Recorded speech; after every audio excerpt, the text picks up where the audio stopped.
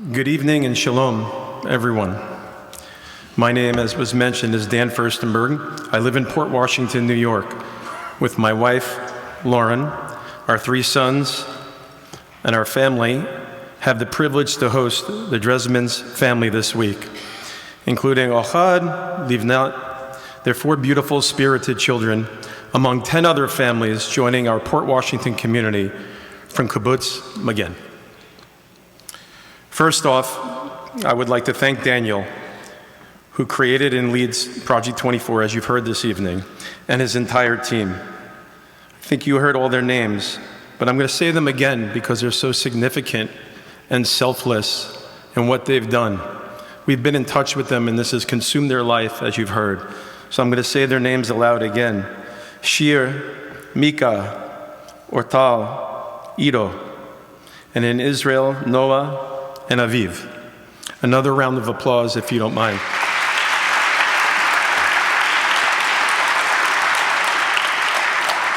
Thank you. Toda.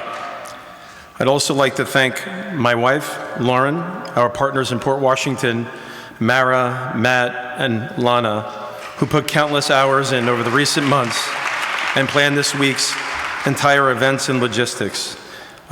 Obviously, would also like to thank all the donors that made this week possible. You know who you are. There are too many to name and to thank. We are here tonight to welcome, recognize, and celebrate each of you, the 700 plus Israelis from almost 30 kibbutzim and moshavim who, along with their families, as discussed right before me, have sacrificed, persevered, defended, and dared to live on October 7th. Your heroism, your strength, your courage is truly unimaginable and humbles me to my core. On October 7th, you here tonight, both average citizens and fierce warriors at the same time, saved many lives in your local communities. The Talmud reminds us that to save a life is to save the world. I would suggest to everyone here that on October 7th, while defending your loved ones, your neighbors, and your very way of life, you here in this room saved much more than your communities. I would suggest you saved Israel, and by extension, you saved all Jews everywhere around the world.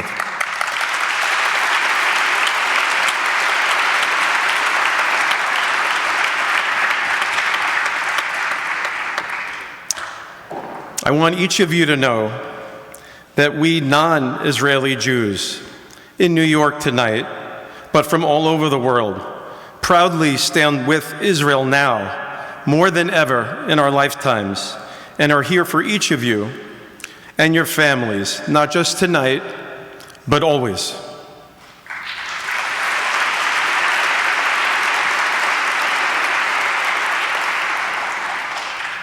Tonight, we celebrate and we honor you all.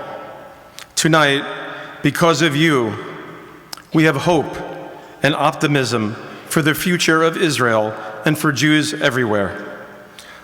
All of you here, going forward, are brothers and sisters. All of you here are our children and our parents. All of you here are our neighbors. Most importantly, we as a community and as a people say thank you tonight and each day going forward. Thank you for defending Israel, Jews, and your towns. You here tonight have given us, the Jewish community around the world, the greatest gift possible. You have given us hope. A hope that one day soon there will be peace in Israel, normalcy for all its people, as well as peace for Jews everywhere, both in our local community and our college campuses alike. Toda, toda, toda.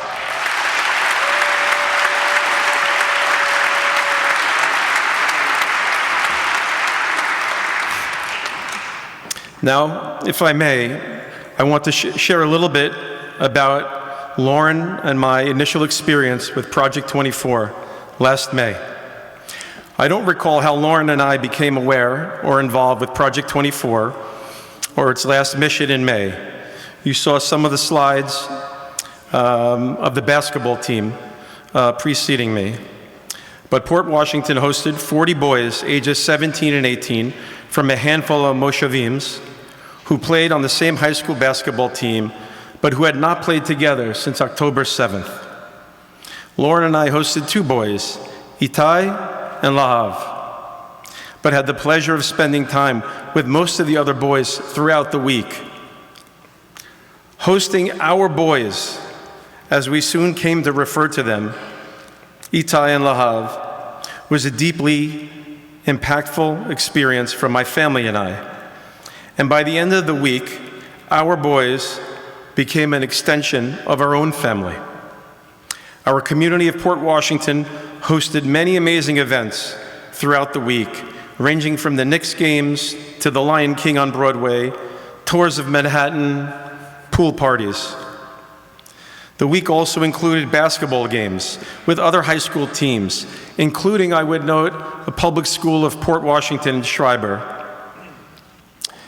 allowing these boys to play together on the same team for the first time in 8 months.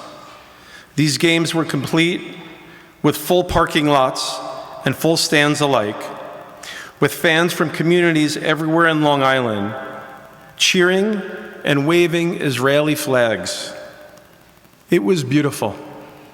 It was beautiful to see. But for me, one night continues to resonate most, even months later. The Tuesday night, early in the week, following a group dinner, our oldest son,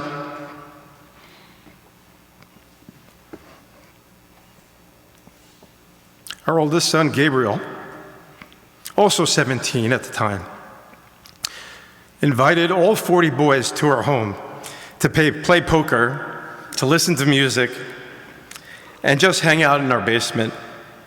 This was definitely not on the schedule, which made it even better.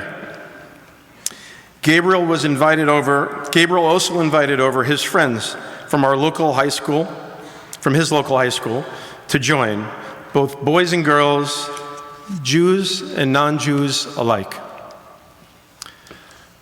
Much like many families visiting this week, these boys had been largely displaced from their homes for as long as 8 months, often with their families divided based on schooling needs. And sadly, also like some of you visiting this week, some of these boys had recently been released as hostages. Others had parents and loved ones who are still hostages, and even worse, some of whose parents were murdered only weeks before visiting our small town in May. To look down in your basement at 1:30 in the morning on a Tuesday night before work and to see dozens of boys, your own son's age, visiting from Moshevims in Israel, laughing, smiling, singing Hatikva and the Red Hot Chili Peppers at the same time was a surreal experience and an image and a memory my family and I will treasure forever, and whose gravity created tears of joy, not of sadness, as Lauren and I went to bed later that evening. A week that started off heartbreaking, hearing the stories of what these children had been through, evolved quickly throughout the week into a joyful celebration of life. Sometime after our boys left us and returned to Israel, Daniel came to visit me and asked me to champion the next delegation, you all here tonight. I was overcome with emotion, as Daniel remembers, and humbled. After our meeting, I called my wife, Lauren, excited to share the great news with her. that we would help lead a delegation right before the Thanksgiving holidays when my parents were visiting and staying with us for a week. To which Lauren naturally replied, and I quote, "This is all you." But alas, I know my wife Lauren too well. You see, she is the great-granddaughter of death camp survivors from Poland, whose grandparents were married in a displaced persons camp. And Lauren has a lot in common with those visiting tonight, similar to the Sabra and the people of Israel, harder on the outside and sweeter on the inside. Before too long, Lauren was helping to plan each day's events and details, while me taking a little bit of heat with each night. The images and experience I've shared about our visiting boys in May and the Dresman family and Magen Kibbutz this week is the very essence of the Project 24 organization. And in addition to them hosting tonight's gala, I want to acknowledge the relief and the happiness that they provide to these Israeli delegations and to those who have experienced unthinkable challenges, pressures, and stress since October 7th. Project 24 provides not only the opportunity to support financially for this mitzvot, but also something I think many of us here value most, the emotional support and direct connectivity with each of you visiting tonight. When our week was over with our boys, Lahav and Itai, and they took a bus from Port Washington to New York City to join another family, we hugged our goodbyes, and I wept. You see, something had happened during that week in May that was not what Lauren and I and our 3 sons expected. Through Project 24, we grew our family from 5 to 7 and came to love Itai and Lahav. While there are many noble and worthwhile charities to be part of, both Jewish and non-alike, I have never worked with any besides Project 24 that have allowed me to grow my family, and yes, dare I say, even to love. I would encourage and ask everyone attending tonight to please donate to Project 24. Not tomorrow. I've been working on fundraising for months, and there is no tomorrow for the Jewish people. There is only today. So I would ask, before we get caught up in our own lives, focus on our children, our parents, and all of our issues, as you sit here, as you go home, please donate tonight. Please send emails, reach out to Daniel and his team, how to mobilize, how to get involved. We are only in the first inning of this. I hope it's the last, but for now it's the first. And this is a grassroots organization that needs much help. It's just these 8 people, and they work 18, 20-hour days. So again, I would ask everyone tonight to please go home, reach out, send emails, share with your local community about what Project 24 is, so we can allow them to grow, to thrive, and continue. These are all acts and the future of mitzvot. Lauren and I are so incredibly honored to have the privilege to host the Dresman family in our home this week, Kibbutz Magen in Port Washington, and in some small way to try to do our part in supporting Israel and embracing Tikkun Olam.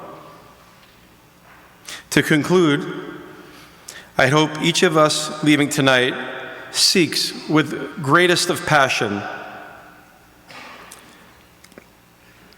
the greatest of all possible callings, not just tonight, but each and every day following, to continue to exist, to support each other, and to continue to support the state of Israel, and the people of Israel. Todah, thank you, and Am Yisrael Chai.